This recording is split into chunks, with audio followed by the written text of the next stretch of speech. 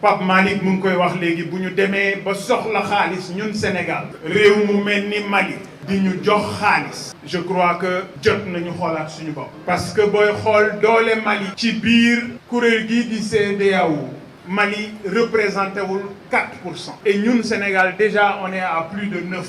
Donc suñu demee tey ba Sénégal di tàllal loxo Mali pour ñu dimbali ñu ci xaalis bu ñu soxla ci biir réew mi c'est parce qu'on a un sérieux problème dama doon ñun gëm sa bopp man Bougane man boycotté wu ma Diallo j'étais catégorique avec le régime de Macky Sall ku ma xam-xam ne dama mus a jàkkaarloog ñoom di xeex ak ñoom parce que gëwuma leen gëwuma niñ doon doxal donc du woon problème mu nit mais problème mu gis-gis la mais malheureusement aujourd'hui ñi ñu jot réew mi xeex bi ñu xeex ba tey ñii fi ne jot réew mi ils ont réussi une prouesse extraordinaire c'est de nous faire regretter le départ de Macky Sall c'est ça la réalité.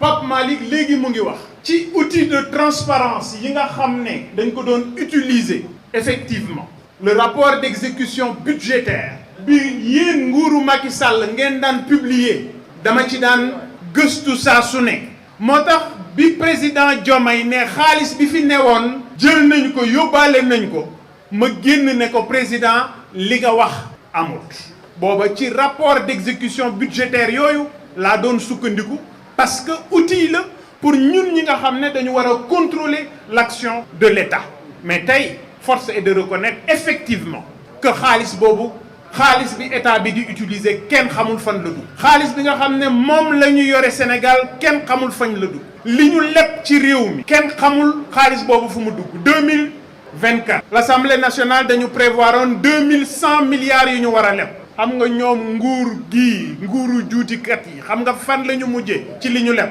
daggkatu juuti yi dem nañu lebi 4500 milliards ren ñu ngi ci 28 mai daggkatu juuti yi ñu ngi ci 1800 milliards yu ñu leb te ñu ngi ci 5e mois donc at mi xaajo ko donc c'est juste pour dire que ñii ñu jàkkaarloo dañu tromper les Sénégalais dañ ma woo ci dialogue bindu ñu lettre gëm sa bopp depuis le 29 nañu ñëw leen wax leen ñu seen xalaat ci terme de référence ma ne leen jërëjëf président boo ñu woowee pour ñu joxe suñu xalaat merci waaye man Bougane dama gëm ne suñu système politique donte mën na am lu ñu ci joyanti ëllëg doonut urgence ñu wax woon wax na gëmul Macky Sall ak nguuram maanaam leeral na ko ci kanamu Sénégalais boobu nag Pape Malick Ndour ma bokk ca Macky Sall ma nga ne xujj toog donte ne Bougane nee na ko gëwuma seeni xalaat waaye daal loolu mooy ak ànd teewul ma nga ni fa xew moom itam toog wax na ay chiffres yu bari yu Sénégal lépp mburu yi tamit ca sa France ma nga fay jar 650.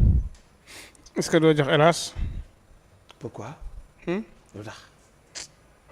dara jox hélas rek. lu tax. maam lii lan la woon dialogue la woon wala lan la woon. waa léegi waxal. damay laaj léegi yow mi yaa wax dama ne doon dialogue. yow démb toogoo fii di ko seetaan maa ngi yow ñu koy seetaan. suñu élèves yi gërëmaale Ndaya ak Cheikh naa ñoo ko jëlewu ji woon. waaw damay laaj ndax dama ne dialogue la woon wala lu mu doon. waaw léegi yow xamoo lu mu doon. déedéet yow léegi ñëwal ci li nga dégg ñëwal la waxtaan jàngatal li ma la tegal. li ma dégg ma am problème mu xaalis bu ñu leb ak yooyu waaw xam nga nag problème mu xaalis nag wax dëgg yàlla boo xamante ni état bi ñu ngi koy leb ak chiffres yeeg yooyu mu maîtriser wu ma ko moo tax loolu mu wax si problème mu Bougane wax si problème mu état bi moom wax dëgg yàlla li ma si maîtriser bëriwul mais bu fekkee si problème mu Pape Malick Ndour moom li mu wax si problème mu chiffres it ak xaalis bi nga xamante ni ñu ngi koy jëlee bitim réew ba si ay Malek fu ne mu wax fa ba si Guinée yi yeneen ak yeneen ñiy joxe ay 2 milliards ak affaire yooyu noonu moom Pape Malick Ndour si état bi lay liggéey te it sa chiffres ya la nekk di fa liggéey.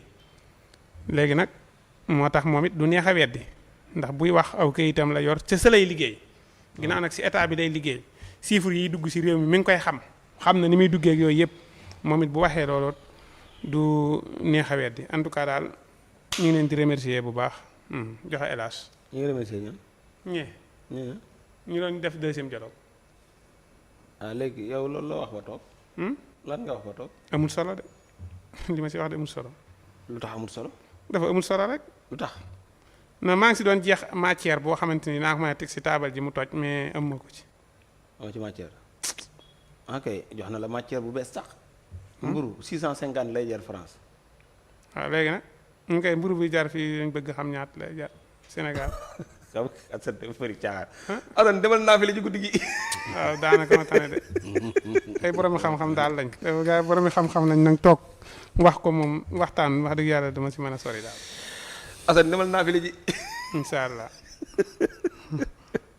c'est Xaadim Ndiaye ñu ngi koy nuyu bu baax a baax Xaadim Ndiaye Racine am na solo nga xam naa dinañ ko seeti. dégg nga de.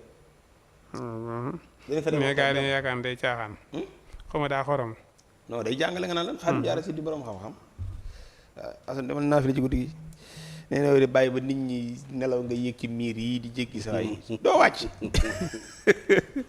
Njóogu. waaw.